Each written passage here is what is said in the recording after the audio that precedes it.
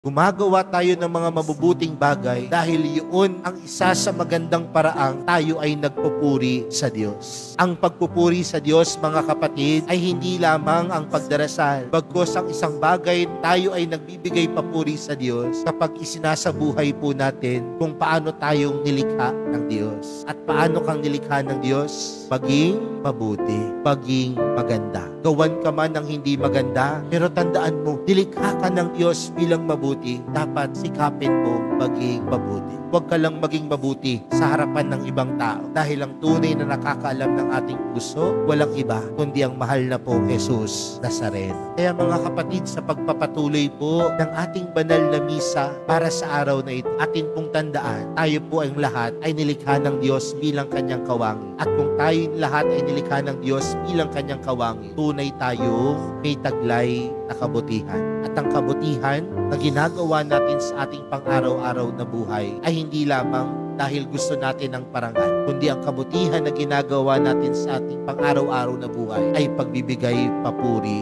sa Diyos. Kaya kapag nagbibigay ka o gumagawa ka ng mabuti, ang ginagawa mo ay papuri sa Diyos. At yun po yung hilingin nating grasya. Hilingin natin yung grasya ng Panginoon na sa bawat minuto at oras ng ating buhay, tunay tayong nagpupuri sa Diyos.